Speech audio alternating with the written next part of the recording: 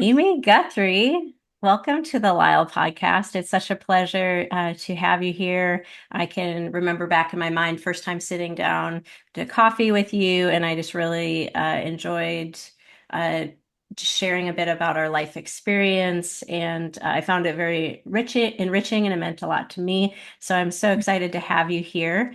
We know each other from a faith community that we're part of in the Los Angeles area. And I'm just so glad to have you here. Thanks for being here. Thanks for having me. I'm excited to be here. Wonderful. Well, let's get right into it. So, Amy, how would you describe your work and vocation? It's interesting. Haha. Not traditional. Um, so for the Cool. past 3 years, I think, I kind of lose track of time. I've been an interior designer, developing my own company, my own studio, working with clients in the LA area. And then also, my husband and I have a private psychotherapy practice that we run. And just recently, I've started working on my coaching credential and integrating coaching within the practice. And I also just recently have been trained as a what is called a partner trauma specialist. Oh, So cool. it's within the coaching community. Um, and under the trauma umbrella, the trauma model, working with partners of infidelity and sex addiction. So Mm, it's a newer part of my coaching journey, and really excited to get into that field more with partners. amazing. That is intriguing to me, like you said, non-traditional. So could you share some of what led you to interior design? What led you into coaching? Because your husband is a therapist. Is that right? Yes. So one second, just having a little issue with my headphones. Um, he is a psychologist, clinical psychologist. Mhm. And we started our own private practice about 3 years ago. And we've been transitioning that private practice into hopefully a full-time practice in 2025. Yeah. So very exciting. And um, he works a lot with trauma. The majority of his practice is sex addiction or problematic sexual behavior. So works with a lot of infidelity, couples Mhm. therapy, individual therapy. And he also specializes in EMDR with trauma work and hypnosis. Mm. So the dream has been that I can partner with him on Mhm. on some cases and with some clients, which is why I started working on my coaching credential so that I could do that. So I'm more focused on the partner side of things with with possibly with a couple. It could just be a partner that wants Mhm. help, resources. Um, so I'm working on the partner side of things within the practice. Mhm. And I would be making assumptions to say that I fully understood that. So the partner is like, so there's somebody that has the individual that is struggling with the sexual addiction, or Mm-hmm. is the person cheating on then the partner is the one is kind of the being injured by well, I don't know. Yeah. I guess they're Yeah. both being injured, but the is kind of more the victim, or Mm-hmm. why am I Mm-hmm. struggling so much with the language? But you're saying it's the person that's in the romantic or the committed relationship with the individual. So you're acting as a support in that coupling. Yes, that's exactly right. Yeah. Okay. And the language is hard around it because it Uh-huh. is kind of a newer, the partner trauma model is a newer term. For many, Mm-hmm. many years, it was considered to be a co-addict or a codependent relationship, meaning that the Right. partner was Mm, kind of, for lack of a better word, kind of helping the addict in their addiction, which is not was not helpful, as a mm-hmm. lot of our, you know, psychology and treatment has evolved and developed over the years. This is an area that has really evolved. I would say over the last 10 to 20 years, maybe 10 to 15 years, it's kind of a newer idea of Yeah. therapy when it comes to infidelity and sex addiction. And the co-addiction model was so harmful to partners. Like they Mm-hmm. knew that this was going on. They were were kind of helping the addict in their addiction. Mm-hmm. It was Mm-hmm. very harmful to partners. So the partner trauma model is basically acknowledging the part to the partner to say, you didn't know this was going on, and Mm-hmm. there's a Mm-hmm. lot of trauma that comes with that. And I know trauma is a word nowadays that is used a lot. Mm-hmm. But it truly is a trauma to the person. So Mm-hmm. yeah, if that Mm-hmm. makes sense. Yeah, I think what's where it's kind of landing for me is, or is I kind of seek to make sense of it, because for me that's even this is like a newer concept, or Mm-hmm. and it sounds really helpful. I'm also when you talk about trauma, I think my experience of trauma in my life or in people that I know is a lot of times people who are the victim or traumatized aren't really aware that they are in a relationship that they are. They're not aware of Mm-hmm. the dynamic. They're not, and it's only through like an emerging, right? That and sometimes that comes through distancing, right? That you're like, Mm-hmm. Mm-hmm. and then getting exposure to different relational dynamics, getting exposure to, and then reflecting back and saying like, wow, that okay. Whereas it was so normalized, it was what you knew, or you Mm-hmm. were, or because a lot of times, well, in any kind of relationships, there's trust, right? And so if that there's not an awareness, maybe that the trust is being broken, or words Mm-hmm. like trust or safety or love, things that these definitions can evolve in our mind as we get a different perspective, which I've personally found really important in things that I've needed to heal from. Mm-hmm. And I still consider myself in process with a number of these things, where, oh, I didn't realize I was a part of something that was so unhealthy. Mm-hmm. Yeah. And I'm not, of course, that's just me trying to um, uh, s- identify with Mm-hmm. what you're saying. It makes sense in that way. I don't know if you could reflect back if that for anybody that's listening that um, maybe here's a question to frame it, like the reflecting, like if somebody is curious about what you're saying, maybe it's kind of like stirring something up in them. What would be like, who would be the person that comes to see you, or somebody in, like, what would be the benefit to them? What would be the needs that that person would have that Mm-hmm. would make a good relationship between um yeah, a partner and a Mm-hmm. coach? Yeah, that's a really good question. A lot of times people will come to me in crisis. Mm, So, um, in the sex addiction world, we call it discovery, after hmm. discovery, when um, they've either found something, come across it.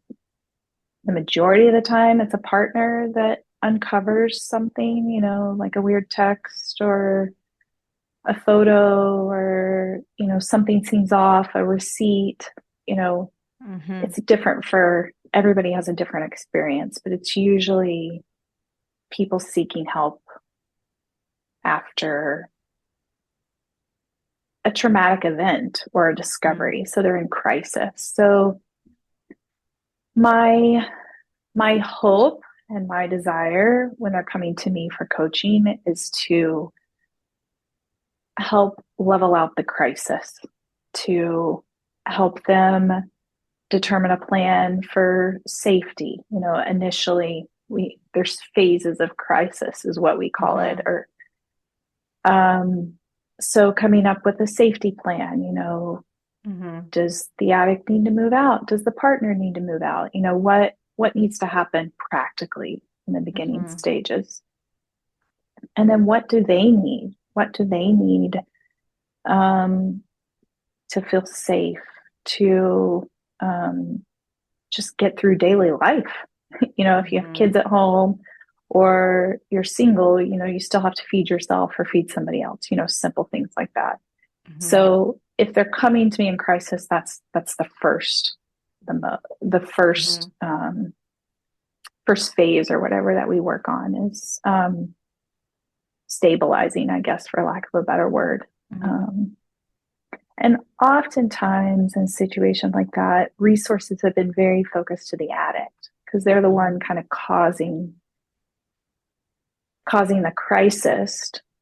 So all the resources go to them. What do they need, to get better? And then oftentimes the partner is kind of left to figure things out on their own. And they're like, I don't even know what to do. Mm-hmm. And, in certain relationships, let's say it's a married partner relationship, and maybe the partner, the wife, the husband, whatever, stays at home and doesn't have resources. Like they're relying on somebody else. And there's that sense of financial security. And, um, it's just like every little aspect of life, just helping them walk through those crisis periods. So that's kind of the beginning period. And then Mm-hmm. the next phase is, their healing journey. What do they need? Um, does it end? Does the relationship end in divorce, or is there restitution and healing? And so it's a process that, Mm-hmm. as a coach, I walk through them with Mm-hmm. that. Now, I am a coach. I'm not a therapist. So if they need other resources along the way, then I partner with other people to get them the resources that they need. Mm-hmm. Yeah. Y- Thank you for that. Yeah, that's like I do have like that little question in my mind because it's only been recently for me that I even uh, really realized. I think it seems to be like an evolution in coaching where there are coaching that are getting closer and closer in mental health, like closer adjacent Hmm. to, Hmm. um, yeah, like how a therapist would practice. What would be, and this can be brief, but what would be some things like where somebody, oh, well, I think a coach would be appropriate Hmm. versus like, oh, Hmm. I think a therapist might be a bit better suited for you, or maybe Yeah. part of that you'll address this part in therapy and we can address this part in coaching. Yeah, I will just add in there. I know you didn't ask this, Bring it. but Yes, yes. I will say that I was so skeptical of coaching for so long. Like when I heard of Mm, people saying that they were, the common term that's thrown around is life coach. And when I would hear that, I would kind of be like, what does that even mean? Like, yeah. what are they even talking about? Um, and then when I started experiencing it for myself and seeing how, the difference, I think, from my definition between coaching and therapy is a life coach kind of comes beside you and helps guide you in self reflection. And the client is truly leading the course of coaching. Um, Whereas therapy, the therapist will sometimes tell you what to do or guide you on what needs to change or stuff like that. Coaching really tries to stay within the wheelhouse of, we don't tell you what to do. We help you uncover um, Mm, what is best for you Mm-hmm. through Mm-hmm. thoughtful questions and guiding that way. Um, but I would say, my favorite type of coaching relationship is when I can work alongside of a therapist Mm. and the client has given me permission, signed a waiver saying that I can talk with their therapist. And it is a beautiful therapeutic Mm-hmm. process where we're working together. Mm-hmm. A lot of therapists are very not accepting of coaches because it is a very difference in training.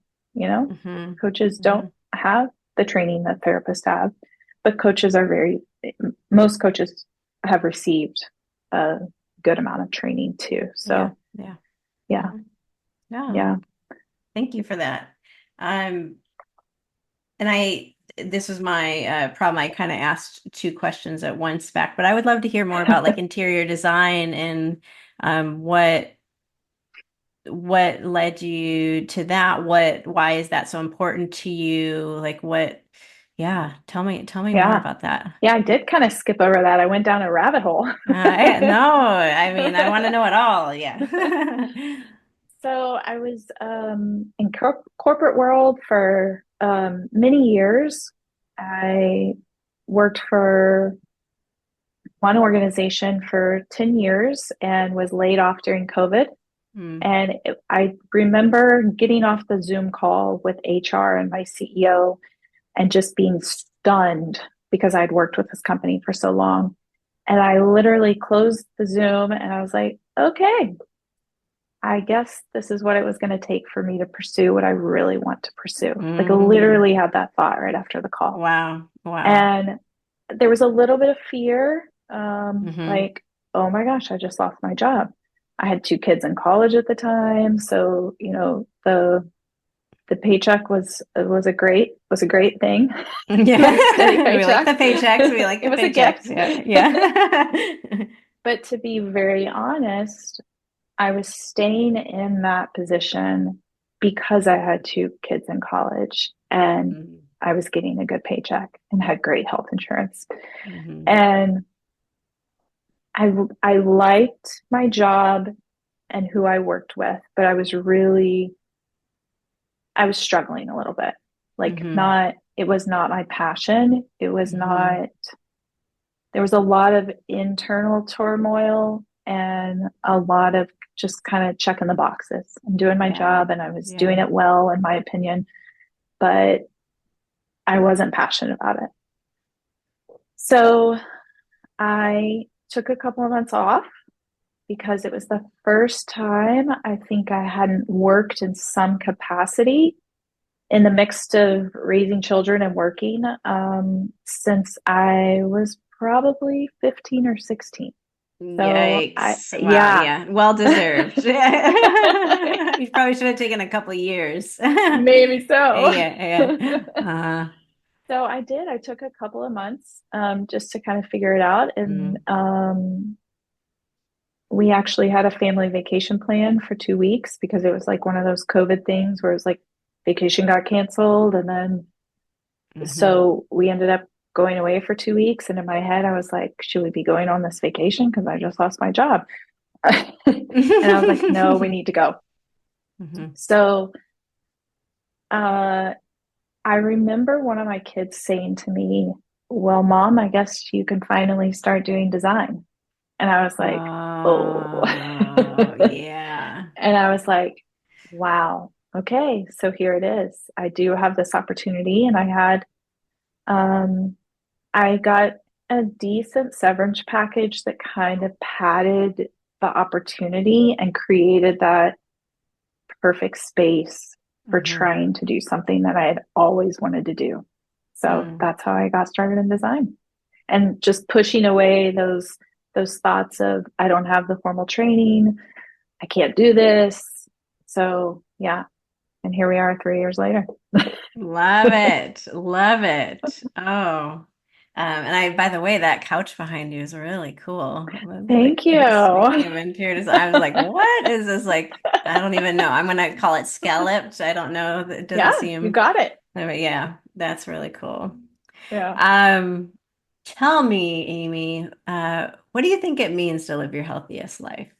Mhm. Such a good question. You know, I think it is living into your dreams, taking risk, Mm. doing a whole lot of, I didn't ask you before this, but about bleeping language, but Go for it. Yeah. there's just no other word for it, but doing just really fucking hard work. It's Mm, just, um, mm. yeah, I think I lost kind of, ask that question again because I got mixed up in Yeah. the pausing for the language. Yeah, I know, right? You want to do it right. Yeah. What do you think it means to live your healthiest life, Amy? Yeah, I think pursuing your dreams, taking risk, pushing those negative thoughts Mm, away that sometimes scare you from doing the thing that's best for you or right for you. And then other people's voices, other people's thoughts and mm, opinions. I think that really gets in the way of mhm. living your best and healthiest life. Wow, cool. You just put it out there. Okay, we got a list. We got a list here. I did my best to take notes here. Um, so we've talked about dreams, so pursuing your dreams. Yeah, and what do dreams mean to you? Hmm. I think dreams are those inside thoughts that sometimes you're afraid to say to other Mm, people, mm, but that you think about often, or it's like that if I could wave my magic wand, this is what I would want to do, or this is where I would want to mm-hmm, be, or this is mm-hmm, what, mm-hmm, yeah. mm-hmm. Yeah, that seems right. Seems like maybe my thought, and we can have a conversation about this, whether that lands with you or you view it differently. I feel like a lot of times when we say dreams, we think big things. Mhm. You know, like what's your work? What does your family structure look like? Uh, where's your home? But it seems to me as I kind of am on this journey of life and trying to do it well and live it healthily and like meaningfully, like I think the dreams are in the details too of and in some ways like the little things are somehow almost harder than the big things and they could be related. I think they probably are. And it seems like the little things are like the pathway to the bigger things. Like if um so it could just be I don't even know like what are little things like the coffee you drink or the tea that you Mhm. drink. Mhm. Mhm. Like I think I've thought of, oh, when I have sufficient budget, like this is the quality of tea that I want to buy, right? But Yeah, until yeah. then, I'm gonna buy this 100 pack or whatever, and it's reasonable. But at some point, like I want to do this, or I want, like a couch that this is this color, or I want like that Mhm. really cozy shirt, that's just like, oh, when the fall temperature starts to drop, that I can. And those were all material things, but it could be, Mhm. that I'll be able to rest out in the sun, Mhm. in the middle of the day for like a Mhm. period of time, or that I will uh, have hugs or embraces or cuddles, like these kind of. Um, and I think I'm talking more than I intended to. But to me, it seems like these, for me, are Mhm. harder, and it's been an evolving thing for me to even be able to because dreams are related to knowing what you want, I think. And that's been an Mm-hmm. emerging thing for me to even know. So there was a question implied there. If you're not sure what that was, I think it's like, are our dreams just these big things, or are dreams also these smaller things? Is there some kind of relationship between them, in your opinion, in your experience? Yeah, I think you said it really well. I think dreams can be both. I think,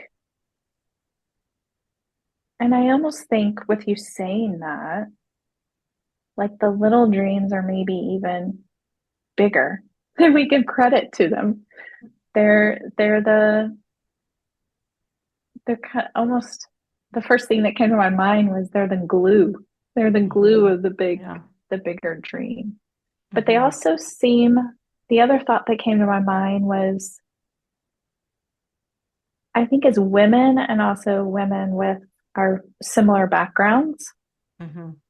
we were not allowed to dream, even in the Yeah. small ways. Yeah. It was all about what can we do for others, Yeah. not what tea can I buy for myself. That would have been selfish. And it's Correct. not. Right. And so I think it's rewiring our thinking, Hmm. rewiring what is good for me, what is good for Amy, what is my dream, not what is my dream for my family with my husband. It's not selfish for me to dream on my own. They're a piece of that, but I also have dreams for myself, and that is still evolving in Yeah. me. Hmm. And because I will default back to that, what is our dream? Meaning, Hmm. what is my dream with my husband? And our Hmm. dreams, they go in the same direction, but they're Hmm. separate for each of us too. Hmm. So, Hmm. and being okay with that and enjoying it. That's it. I think that's the other piece. Enjoying our dreams. We don't give a lot of Hmm. enjoyment to that, I guess, or allow ourselves to enjoy it. So, Hmm. yeah. Yeah.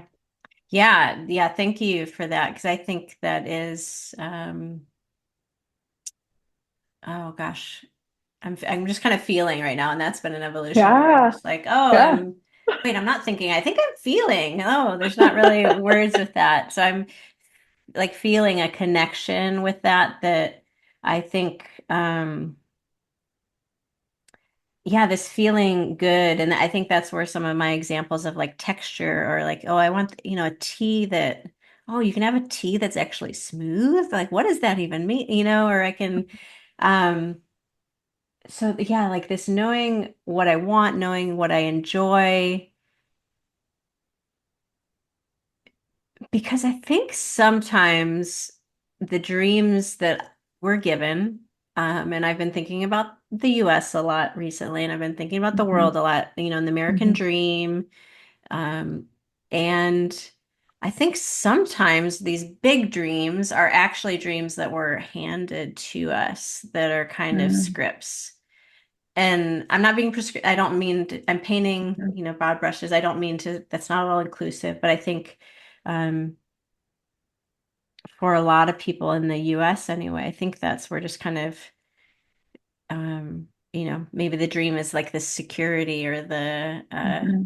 you mentioned some things, and I relate to those, and correct me if I'm saying things that don't uh, describe you accurately, but like you talked about like the health insurance and the paycheck, Mm-hmm. these kind of things, but really inside you're like, ooh, but that's like the dream, right? Because those things give you this, but is that really? And I, just left um a more, yeah, I'm branching out more on my own too. And this is like I'm leaving some of these things, like Mm-hmm. well, here's your provided health insurance, and here's, yeah, that Mm-hmm. paycheck that's going to come every Wednesday, or here's the um but really like what do you like, I'm thinking it's kind of like a flesh and blood on like the skeleton of the like what's the emotions that you want to have. So Mm-hmm. I love that. Anything else you want to say about dreams? I had a thought when you said the American dream. And the Mhm. first thought that came to my mind was, wow, what a trap that is. Yeah, yeah. Yeah, yeah. Well, and there's many, yeah, many trapped or Yeah, yeah. That it's almost the, I think that other aspect of dream is, I haven't thought about it till now, is how many of our dreams are what we think they should be, not yeah, what our dreams are, but yeah, the American dream, what people think that we should be hoping for and striving for. Is that really our dream? Is that our, or yeah. are some of our dreams what we think they should be? So, hmm yeah. hmm Yeah, yeah, I feel that. Now, so you had the pause and then you swore and you said, part of what it means to live your healthiest life is you said to do the fucking hard work. That's what I wrote down. Is, can you tell me more about that? And you had Yeah. to have, use strong language in there. So hopefully, like, what is yeah, there's something that couldn't, yeah. So we can't not talk about this because this is big. Right, right. Just because I used fuck, we have to. Yes, We yeah. have to talk about That's right. That's it. right. um, Man, when I think of that hard work, it's the internal work. It's the hmm stuff that has made us who we are today, but might not be the best version of hmm ourselves. hmm And I look at that old self, for lack of a better word, that I did so much work to kind of evolve from. You know, you're not leaving that old self behind. You're taking some of that good. And I look back on that person and I have such compassion for them. Um, and a lot of the hard work that I have done has kind of created that passion, that softness for them. And the things that they did to get me to here. And they weren't always great things, but they were ways of survival or um, for one, something for me that was a really big part of my old self before I did, and it still creeps in, was control. Just having control of so many aspects of my life. And through a lot of therapy and coaching, that hmm piece comes back in. Acknowledging that control in my younger self and my old self was what got me to where I am today, and thanking that either that hmm child or that young adult um, for getting me here and hmm learning from those. And it's hard work because you're looking at a lot of stuff that you've just kind of stuffed in order to get you hmm through. hmm And so it's that uncovering layer by layer. hmm And I specifically for me, I did a year and a half, almost 2 years of EMDR trauma therapy. hmm And it was so hard and hmm so exhausting. hmm And I had a lot of physical responses to what I had been carrying for so long, like years of headaches, years of tension, years of hmm TMJ. Is that how you call it? I've even forgotten Yeah, it. yeah, yeah. Well, that's the jaw. That's where, yeah. Yeah, Yeah. clenching and grinding on my teeth at night and not sleeping well and losing weight and all these things because of so much pain and hurt just buried deep within me. And so the unpeeling of those layers, think of the onion metaphor, the unpeeling of those was so hard. And there were so many times that I was just like, I don't want to do this anymore. Don't want to do this. But on the other side of it, hmm I cannot imagine not walking through all of that. Just Mm-hmm. the peace, the calm, Mm-hmm. like um, the health that it's brought, literal health. Um, yeah, it's been truly, truly amazing and beautiful. And it's not like you flip the switch and you're done. Mm-hmm. It still creeps in. There's still work being done. Um, I still am coached quite frequently. I'm not in therapy right now, but it's there if I need it. And it's something that I think that you not cycle through, but I think it's something that you should always keep open in your life. And Mm-hmm. always, I think it can always be helpful. Mm-hmm. Yeah. Yeah, I agree. I thank you for sharing those things. I think EMDR is something I have just done briefly, and I found it very helpful, um, personally, due to some like I had a very situational kind of context-based thing, so it didn't Mm-hmm. require like Mm-hmm. a lot of, and it wasn't from my childhood, it was from later, so it didn't quite have. Mm-hmm. But what a interesting modality, and just very helpful. I found it was able to access things within me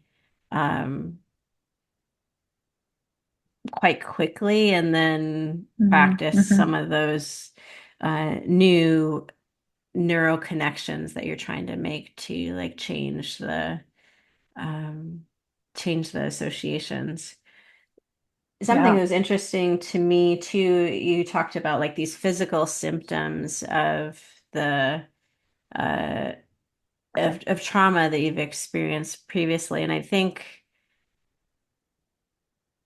I don't, I guess, have the words off the top of my brain of, I guess I want to say interesting again, the Mm-hmm. emerging knowledge of the connection between those and how that's being so accepted. And as somebody with a background in physical therapy that's been helping people with physical symptoms, because most of the time people aren't coming and saying, I want to move better. I'm hoping for that. Hello, people out there, get a coach that'll help you move better so you can just like have a higher quality of life. But most of the time it's like it's not till pain or whatever symptoms are having are like Mm-hmm. really disrupt, like it really has to disrupt lives. Mm-hmm. Like people will deal with a lot before they seek help. They'll be, and then like, how long has this been going on? Oh, my shoulder's been hurting for a year. Like Yeah. just to think, Yeah. and you were able to list quite a few things of how that was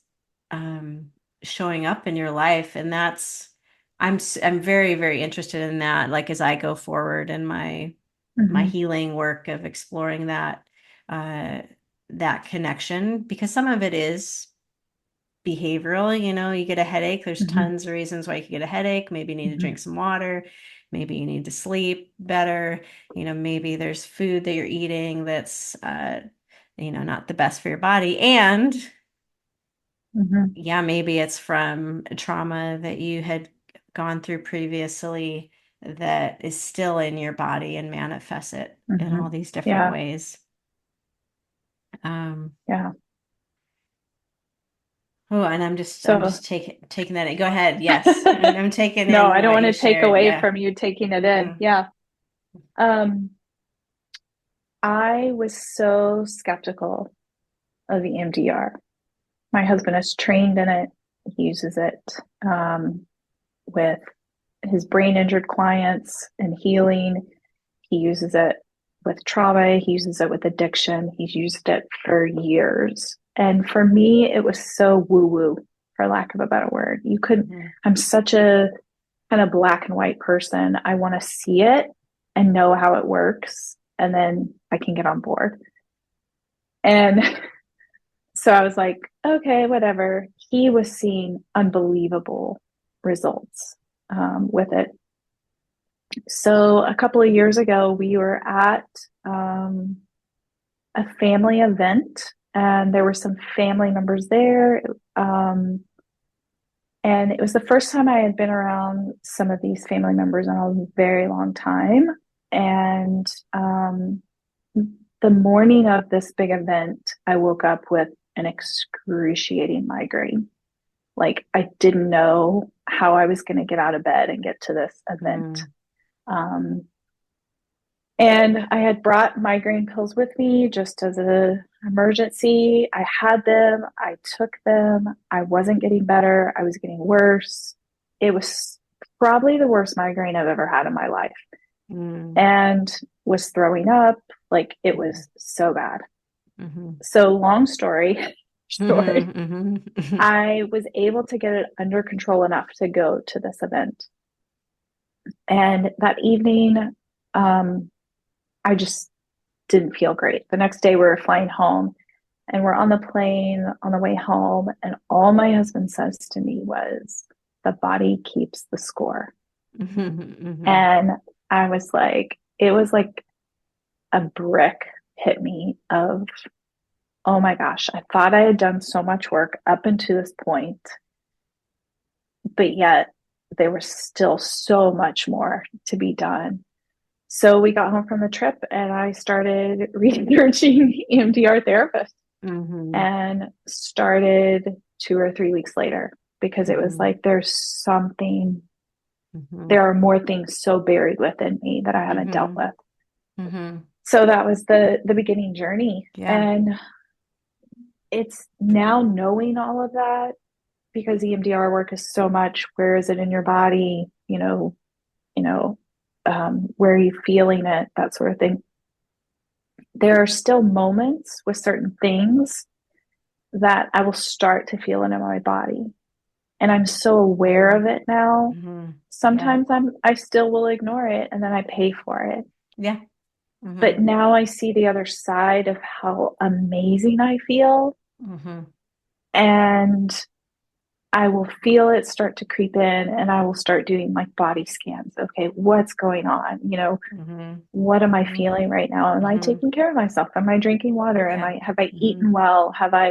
Do I need to just take a break from work and sit down and watch TV or read a book, which was something I would have never have done before. I would have just pushed through, pushed through, pushed through. Yeah. So yeah, I fully agree with you that the body is so much a part of your healing journey, and Mhm. how amazing that you're doing that with coaching. So I, I'll send people your way for that. That sounds good. Yes. Yes. Sounds really good. Man, well, and I wanted to keep going through it, but for the Yeah. sake of time, we better. I love, you talked about taking risks and the negative thoughts and other people's thoughts, and there's so much we can mine in there. And alas, we'll have to keep it for another Okay. conversation, I think. But I think those things are so true. Yes, yes. Yeah. Um, Let's talk a little bit about, I like to have the conversation. You're already doing this. You just highlighted that from a few years ago. But let's take it current right now. And what are you learning currently about living your healthiest life? Mm,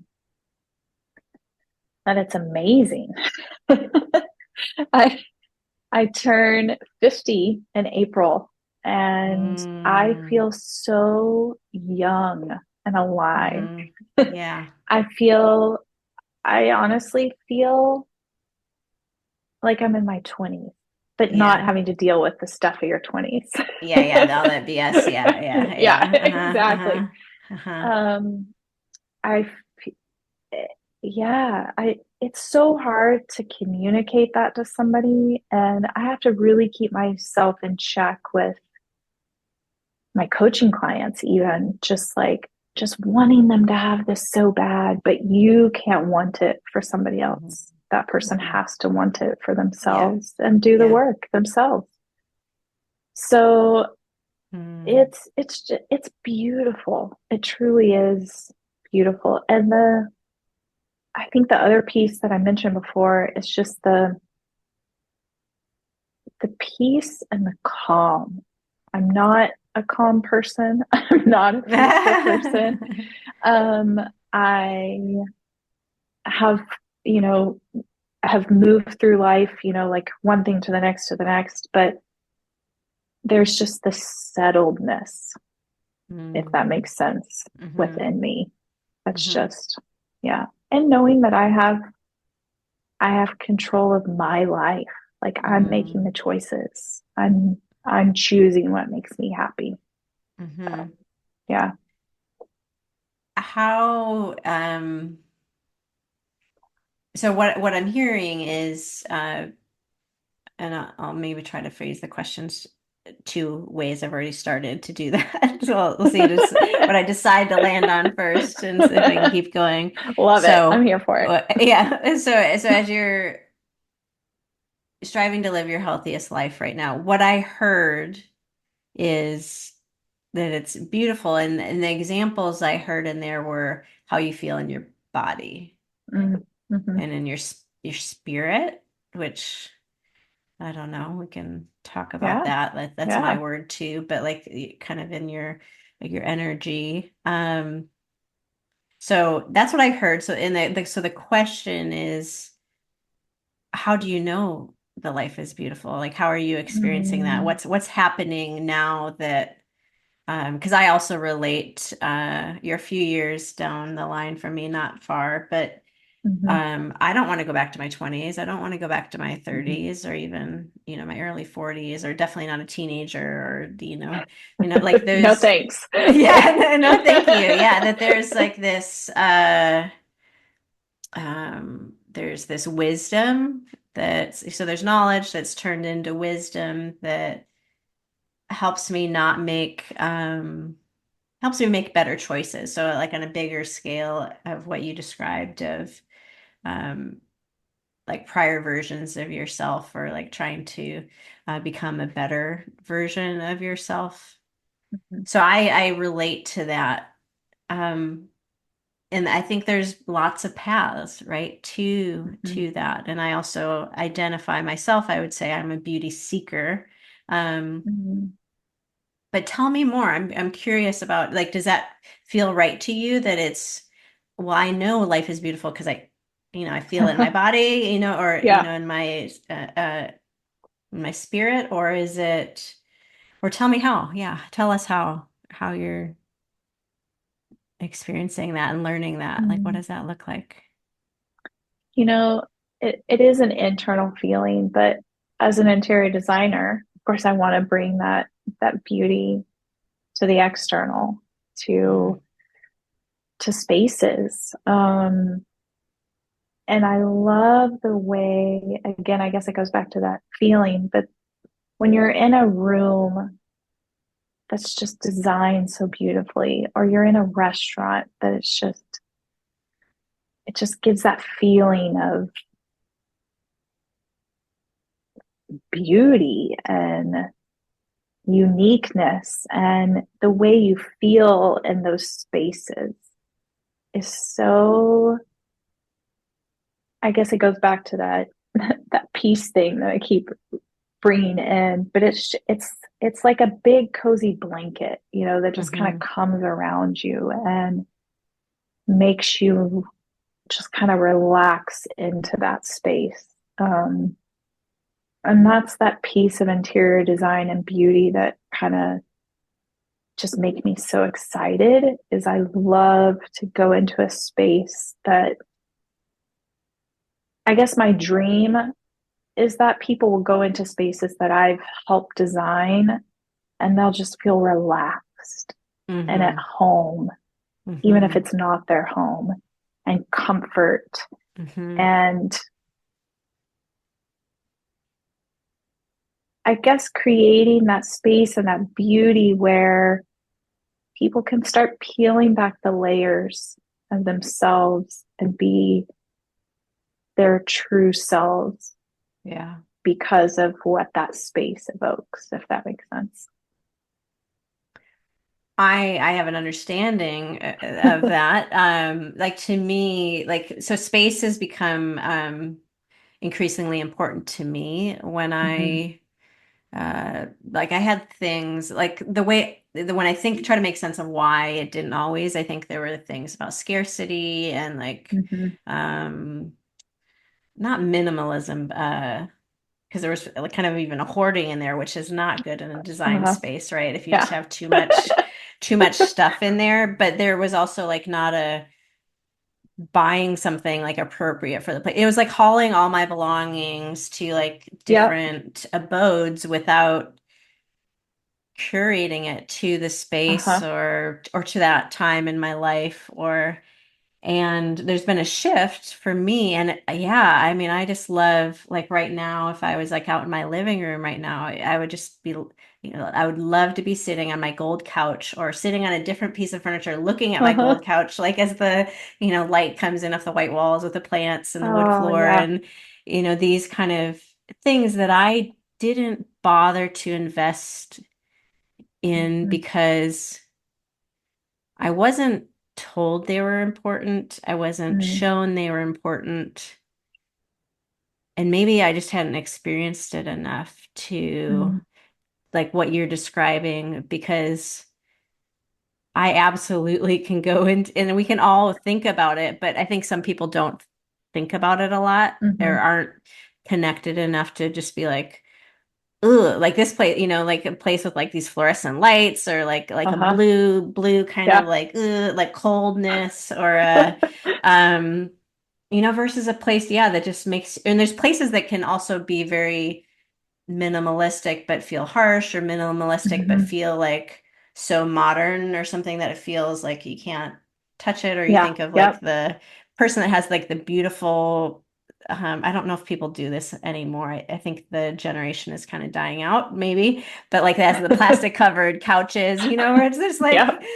like you can, yes, that's our most beautiful room, don't you dare go in there and like mess up the carpeting, or like definitely don't sit on the couch, versus a Mhm. space where, yeah, you just go into and just like, and for me, I try to bring a lot of like natural elements in from like Mhm. the outside. I have a lot of like pine cones, I even have barks and sticks and rocks and things, because one of the spaces that I feel most like, is Mm. outside. And so I try to bring I try to like replicate that kind of, feeling. I'm curious, like what kind of inspires you, like what kind of elements Oh, help yeah, that's you good. do that? Yeah. Yeah.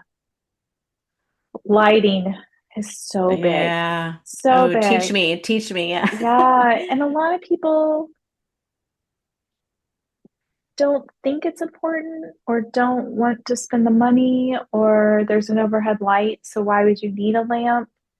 But Hmm. I think lighting is so important. And I'm talking like soft white, like Yeah. just Yeah. go out and buy a soft white light bulb. Get Yeah. rid of Yeah. the, Yeah. just like something simple as that. Um, because it is kind of like, there's so many studies, and I know this is another podcast, but there's so many studies that have gone on with fluorescent lights and just how terrible they are for you. They're harsh. Kids are learning under them in school their whole lives, and it's linked to so many Hmm. things that it's not good for Yeah. kids. Yeah. So lighting, um, Hmm. comfort. I think you can have comfort and good, nice things, and it still be comfortable. And Hmm. colors and how Hmm. colors play off of one another, and then plants.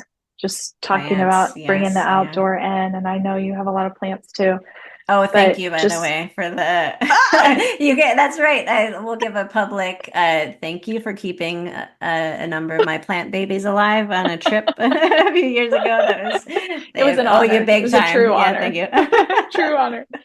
Um, yeah, I mean, just bringing that living stuff in, like you were talking about. Just, I mean, we know it cleans the air. It like there's so Mhm. many positive things about it. So yeah, that just Plants. touches on it Yeah. briefly, but I get so excited about it just talking about I it. know. And I'm like, I put a pin in it and I'm like, okay, like reach out later and ask about like lighting solutions, because I feel like lighting is like well, I have a background in photography, a very interested in that. So Oh I like, yeah. so composition and colors and Uh-huh.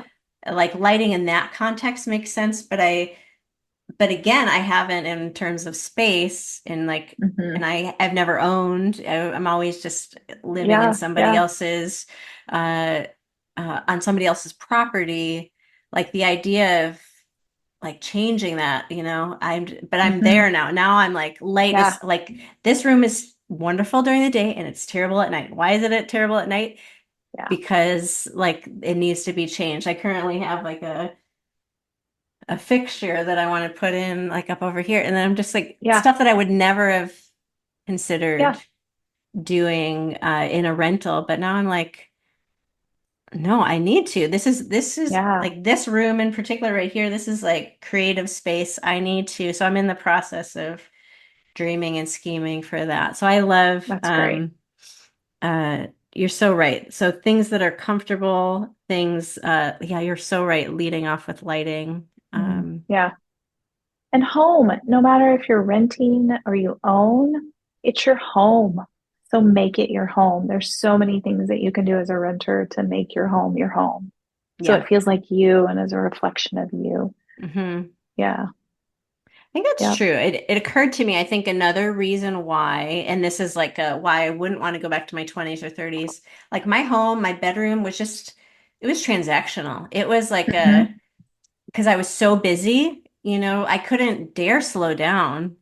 Yeah. But Yeah. now my home is like sanctuary, it's a Yes. refuge, but I don't think that couldn't happen without like the hard work that you Yeah. you Yeah. described earlier, like my own hard work of being able to sit quietly, like sit in solitude. Like Mm. there's something about that. Like I had to be able to do that. There's an intersection between those and not just be throwing things down real quick and getting off to Yeah. the Yeah. next Yeah. place.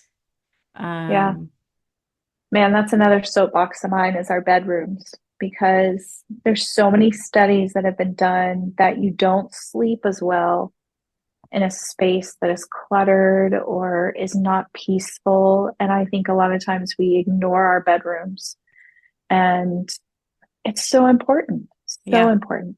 And my bedroom is so different than the rest of my house. It's a little more minimal, it Hmm. is simple, but I go in there at the end of the day and I literally just feel like the stress come off because it's so peaceful Hmm. and so Hmm. cozy and calming. And we need to feel that when we go in our Yeah. bedrooms at the end of the day. Yeah. Hmm.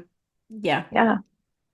Yeah. The environment, prompts thought, right? Or Hmm. and emotions, like it changes whether it's the lighting, well, it's everything's, I guess, in that context visual, whether Yeah. it's lighting or whether it's color or yeah, like spatial arrangements. And that makes sense too. That's a good suggestion. And I'm guessing most people's rooms are cluttered. Um, Yeah. Yeah. and then Yeah. that probably doesn't allow like because I've heard, well, your bedroom should be the place you sleep, and it's problematic Hmm. if you're trying Yeah. to do other things in there. So what I heard you say, and I'm like, oh yeah, the minimalist, like when you go in there, it's like and you've practiced and you set it up that this is rest time, Yes. right? That this is Yeah. there's not going to be reminders of this project or that needs to get done, but you go in here and you're like, I'm Yeah. just gonna rest and take a beat. Yes. Yeah. Don't let weeks of laundry pile up in your bedroom because then what are you going to do? You're going to go in there at the end of the day and you're going to see that and you're going to be like, oh, I Uh-huh. can't get anything done. And that's how you're going to bed. Yes, I'm gonna have to Yeah. uh not let Jamie hear this. It's me. I'll Sorry, get Jamie. laundry. I'll because I will, and I'm still learning and growing. Like, and you described this. If I can do a call back to what you said about your body, like you've learned so much, and then you'll do things, and then you're like, oh, shoot, that was Yep. too much. Yep. And I think for me I'm guessing you're this way too. There's like oh, that's just another learning, like Yeah. oh, I wasn't sure in that when I made the decision of what to do. Oh, I didn't, and then you're gonna kind of do something different the next time. And then Mhm. you'll recalibrate, and as you continue to do that, as you head into your sixth decade, right, that you're gonna Yeah, in your true. 50s, like that you'll probably be like, oh, I don't want to go back to my 40s. Like now I'm like that Mhm. much more. So if I connect that to the piles of laundry I create, I have made so much progress with having a less cluttered life, and not just space, but just like creating space in my life, just creating Yeah. space in my life.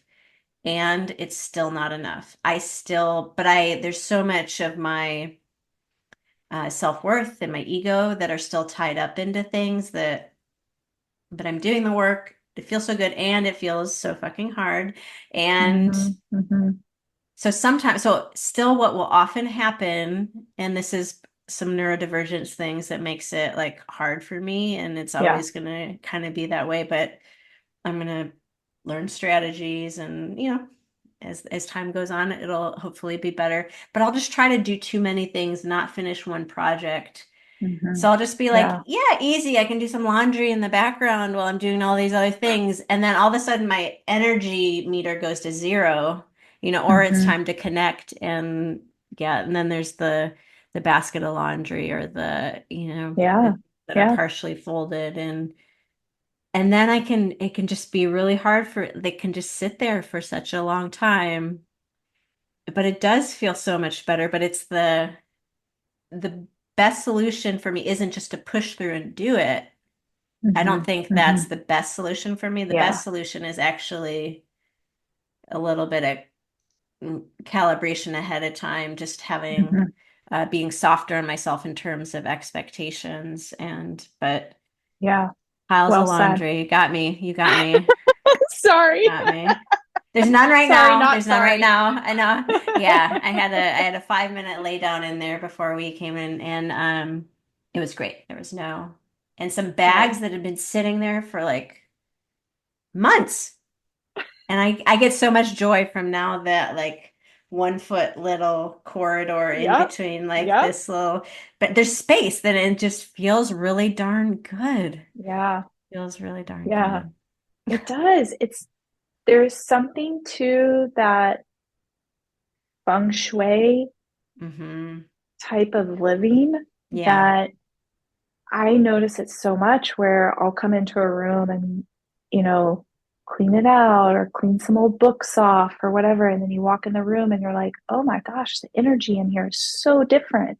It feels so good, even though I Mm-hmm. just changed a few little things. And Yeah. sometimes that's how I self care myself when I'm feeling overwhelmed. I know it's a little weird, Mm-hmm. but I will go into a space and just spend an hour cleaning it out, getting rid of some Mm-hmm. things. Mm-hmm. And it feels so good just to kind of Mm-hmm. clean out. And I think as Americans, we tend to just get, consume, consume. And Mm-hmm. the stuff just gets so overwhelming, so overwhelming. So, yeah. And then we don't enjoy the things we have, we don't enjoy the beauty around us. That's right. So, Right. yeah. Yeah. Yeah. Yep, and I'm tucking that away too of okay, I'm, looking around my space. I'm like, we're gonna do this room if we're gonna do all these creative projects, all these dreams that I have, and I have known it. And man, the fall is just plugging right along because I was Hmm. like, Yeah. I was gonna be doing this in August, September, but there's like, yeah, decluttering and then just and playing around with it because I am almost hearing like Yes. that I can kind of putz around a little bit there, a little bit, and then just kind of Yeah. My see how favorite it thing is feels. to move furniture around, and I do it Mm, very frequently. My kids have a joke that every time they come home, something's different. And hmm. so now I kind of play off that, It's and like I'm a like, game, yeah. oh, the kids are coming into town. What can I move? They'll be Hopefully, like, they don't listen yeah. to this and know that now I know the game. Uh-huh, But I'm uh-huh. constantly changing things. And oftentimes we think, oh, I don't have the money to change it. Well, there's Hmm. so many resources out there that you don't have to spend money. Hmm. Or you can sell something on Facebook Marketplace to buy something different. So if something isn't working for your space, don't let money be an excuse. There's so Hmm. many ways that you can change it without spending any money or not spending a lot of money. So, and thrifting's cool now. So, I Just know, go be I know, cool. I know. Finally, I like first started like in the 90s thrifting, and I'm like, yeah, no, it's Finally finally cool. cool. Um, you just were there. What is something that you wish people knew more about to live their healthiest life? So you already dropped in some tips there, Yeah. like if you Yeah. create the space. Yeah. What do you wish people knew more?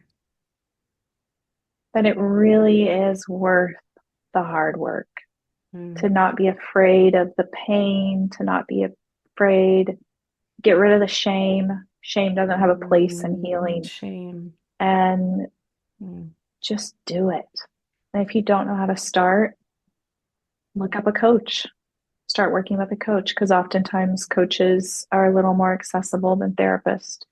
And mm-hmm, then, you know, I, yeah, help is out there.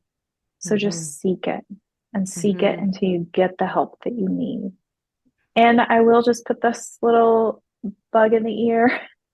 Not every coach is going to be a good fit for you. mm-hmm, Not every mm-hmm. therapist is going to be a good fit for you. So I've good. gone to amazing therapists and I've gone to therapists that weren't really helpful for me. Mm-hmm, So just because you've gone to therapy doesn't mean that it was the help that you needed. So mm-hmm, seek it out, advocate for yourself, and get the help that you need, because we all can benefit from it. No matter, we're mm-hmm, constantly learning and evolving and constantly learning, I think, until the day you die. And I think mm-hmm, those are the people that live the best life mm-hmm, and dream the best, to go back mm-hmm, to that, because they're learning. I learn mm-hmm, stuff from my kids, my adult kids, all the time. I didn't have that same experience growing up where I felt like older generations could learn from younger. And mm-hmm, I have been taught so much by my mm-hmm, kids. mm-hmm, So just, yeah, yeah, be teachable, be open. I think mm-hmm. don't pretend like you know it all or you have it all figured out, because nobody does. Yeah. I haven't found them yet anyway. Yeah, that's for sure. And if they do, you probably don't want to be their friend. Yeah, yeah. If they think they do, yeah, exactly. Yeah. A red Yeah. flag, red flag. Yeah. Yeah. So, yeah, just do the work. It's so worth it. So Hmm. worth it. You're Hmm. worth it. You are Yeah. worth the work. Yeah. Yep. Amy Guthrie, that is so good. That's so good. And I feel like, I mean, folks, is she not a coach? We could hear like that pep talk in there. You're just talking like right to the uh you weren't talking to me, you were talking to the audience. Mm, And mm, I was just witnessing that. Um yeah, it is so hard to do the work. And I so agree with, and whenever it's something I try to mention to any new patient or client is like, if doesn't feel like this should feel like a good fit, you mm, should trust me, you mhm, should like mhm. me. If you don't, no hard feelings. Yeah. And please don't think that, as a physical therapist, it was like, please don't think physical therapy isn't going to help you if for whatever reason you don't have a good experience here. Yeah. Yeah.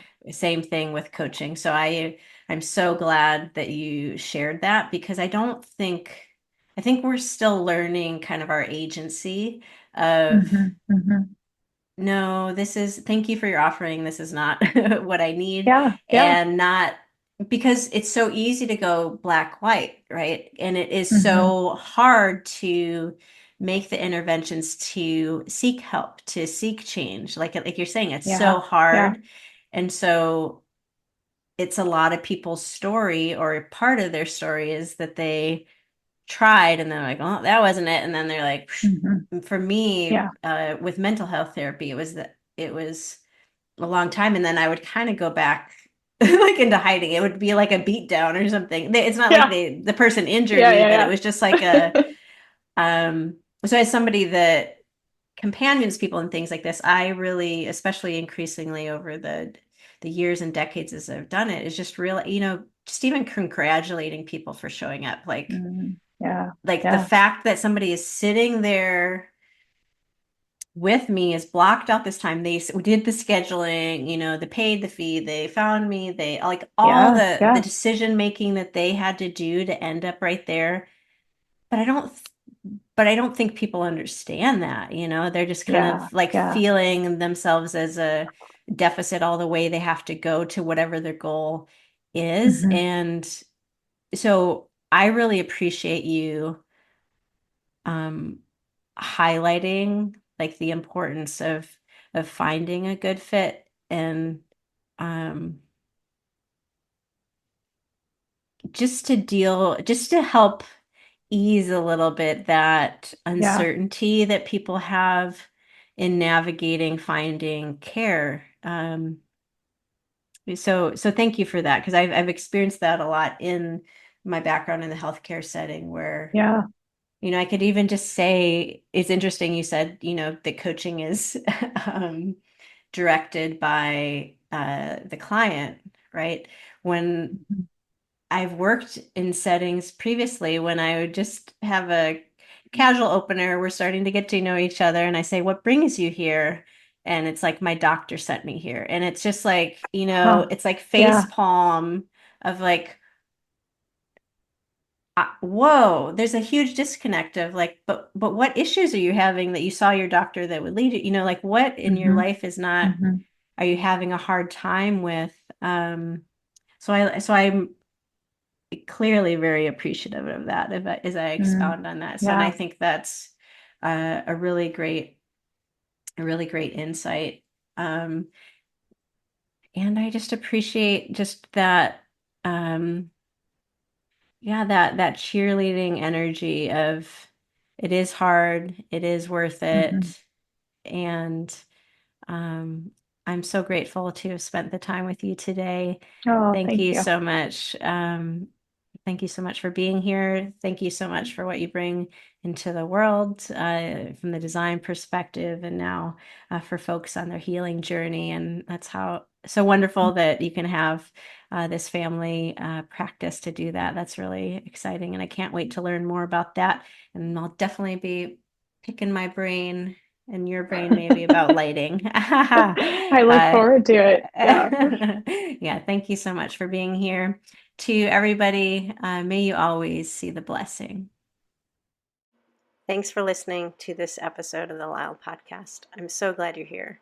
If you liked what you heard, you can find me on Instagram and YouTube at the Elle, as well as on my website, www.theelbetrell.com. Of course, you can find me back here at the next episode of the Lyle Podcast. There's numerous ways to support my work so I can keep helping you live your healthiest life. You can do this financially via links on my website or the show notes, by subscribing to the podcast and YouTube channels, by joining my newsletter community, aptly named the Lyle Newsletter, by rating the podcast, by sharing with others, those you meet, and participating in coaching sessions. It's my passion to help you live your healthiest life. I'm so glad you're here. I'd love to hear your thoughts about what you're learning and the insights you're gaining from these conversations. May you always see the blessing.